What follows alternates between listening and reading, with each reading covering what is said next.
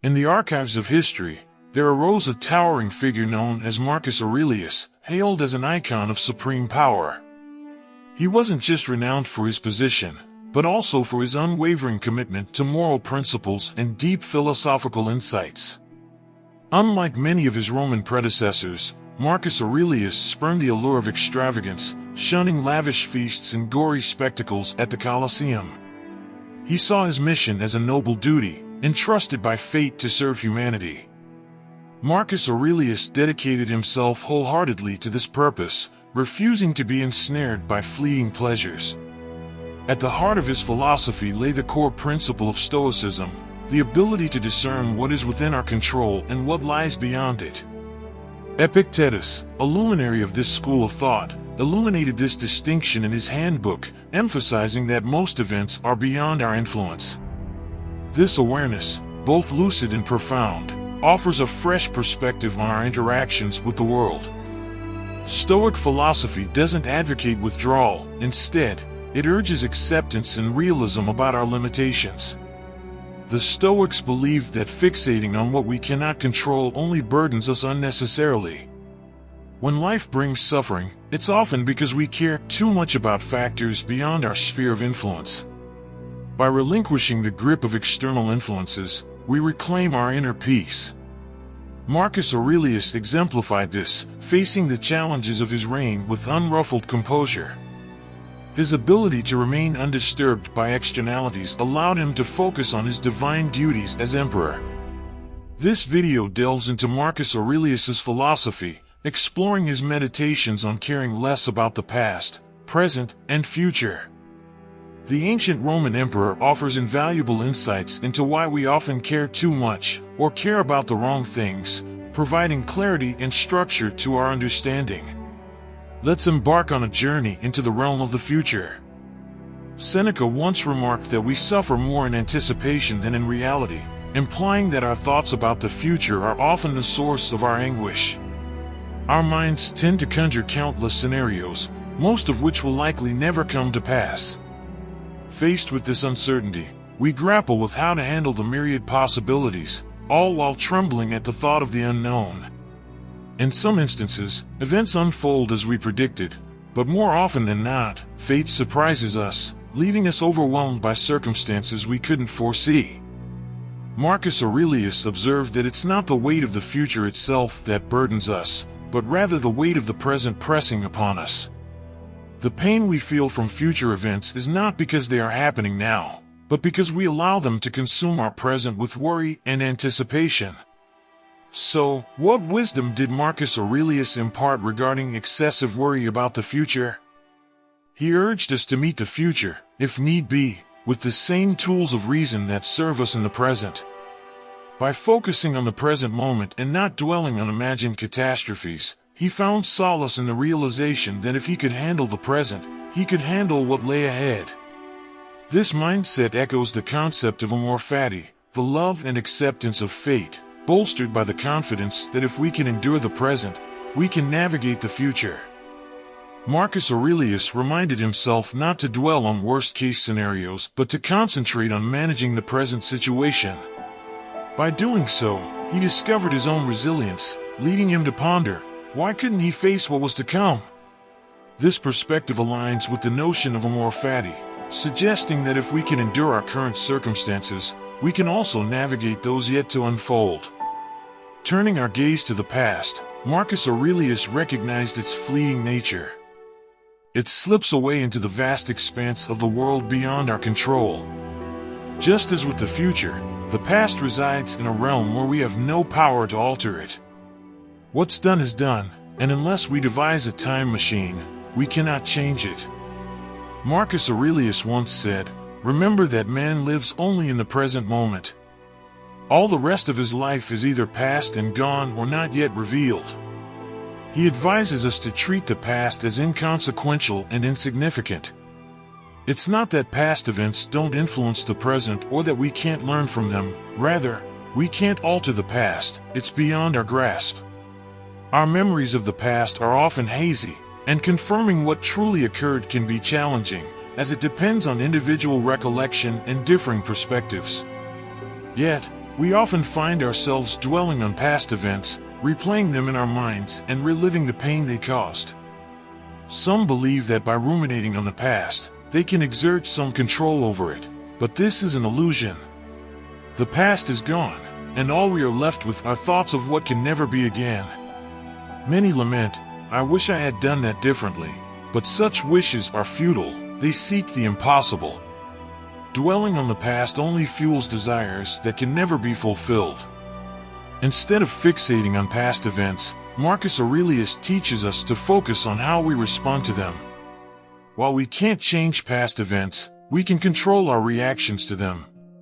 We may have faced difficult circumstances in the past, a challenging childhood, failed relationships, or business ventures that didn't succeed.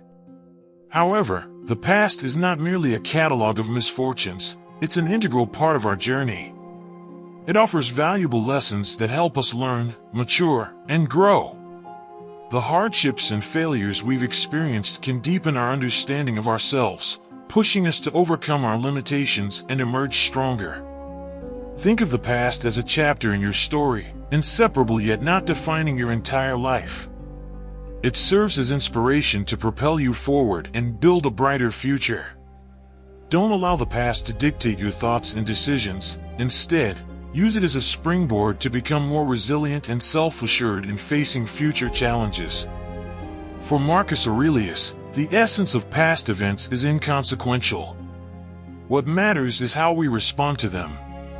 He poses the question, can we truly label something as unfortunate if it doesn't contradict human nature's essence? Can an event be considered unfortunate if it doesn't go against the will of nature? Do you understand the will of nature? Events may have prevented you from manifesting qualities such as justice, prosperity, self-control, determination, honesty, or humility, qualities that allow your true nature to flourish. Marcus Aurelius doesn't discard the past entirely. Instead, he views it as a guide, observing how events unfold and recur in cycles. When it comes to the future, our imaginations often run wild, conjuring countless scenarios, many of which may never come to pass. We ponder how to handle these potential outcomes, often trembling in fear of the unknown. In some cases, events unfold as predicted, but more often, fate surprises us with unforeseen circumstances. Whether for better or worse, life doesn't always adhere to our plans. Take retirement, for instance. Many invest time and effort in planning an ideal retirement, only to find that life throws unexpected curveballs. Rather than giving up, we can learn to adapt and adjust our plans to create a fulfilling retirement. Consider facing a late-stage cancer diagnosis with only a few months left to live. Such a possibility breeds worry about the best and worst that could happen. But as Seneca suggests, the future troubles us because we dwell on it. It exists only in our minds. In the face of such challenges, what's to stop us from embracing the present and cherishing every moment of life? Stand tall, hold your head high, and seize the day, regardless of what you're going through. Marcus Aurelius emphasizes his reaction to events beyond his control. While we can't alter the past or possibly control present events, we can control how we face them. We may see past hardships, a difficult childhood, the end of a relationship, or failed business ventures, as unfortunate, but for Marcus Aurelius, the essence lies in how we handle them. Interestingly, Marcus Aurelius doesn't entirely dismiss the value of the past. He sees it as a teacher, allowing us to infer about the future through the cycles of events. And so, this brings us to the present moment. Marcus Aurelius recognized the profound significance of the present moment. It's all we truly possess. While the past and the future stretch out before us, the present is a narrow field within our grasp. Yet, despite its fleeting nature, we often find ourselves fixating on what lies beyond the now. We become discontented with the current moment when life doesn't unfold as we hoped or when our desires remain unfulfilled. In these instances, the present can feel like a suffocating prison, overshadowed by the looming specter of the future or the transient nature of the passing moment. Marcus Aurelius's wisdom urges us to embrace the present fully, regardless of its circumstances. He advised against allowing our emotions to be dictated by the present situation, whether it be unfavorable or fleeting. While we cannot control external events, we have the power to control our reactions to them. Consider a challenging childhood filled with obstacles and hardships. It's easy to view such a past as a series of misfortunes. However, according to Marcus Aurelius, the key lies not in labeling events as disasters, but in how we choose to respond to them. By shifting our perspective and focusing on how these experiences have forged our strength, we align with the principles of Stoicism. For Marcus Aurelius, the laws of nature served as his guiding principle. If he resisted or felt anger toward natural events, he would be at odds with what he should harmonize with. Imagine you're facing a personal crisis, like the loss of a significant relationship. According to Stoic philosophy, you can approach it in several ways. First, accept the situation, acknowledge that loss is part of life, beyond your full control. Second, focus on self-worth, instead of self-blame, concentrate on self-development and building inner strength. Third, learn and grow, view the loss as an opportunity for personal growth and reflection. Fourth, live in the present, avoid dwelling on the past or fretting over the future, focus on what brings you joy now. Fifth, connect with your community, share your emotions and seek support from friends or loved ones. And finally, learn to manage your emotions, rather than letting them control you. Cultivate emotional resilience and self-regulation. This is the art of living, not about the extraordinary external circumstances we encounter, for they are fleeting and unstable. It's about how we respond to the events life throws at us. That's what truly matters. Hold on to this wisdom, and strive to live in the present, regardless of the circumstances you face. Begin the change with something within your reach. Just start. Don't compare yourself to others, don't worry about the future, and don't dwell on the past. Focus on what's right in front of you, and take that first step. I hope you achieve the positive results you desire in life. Remember, your motivation may waver at times, but stay persistent and consistent in everything you do. If you have made it this far in the video, then thank you for being a part of this incredible journey. Take it easy, and I will see you soon.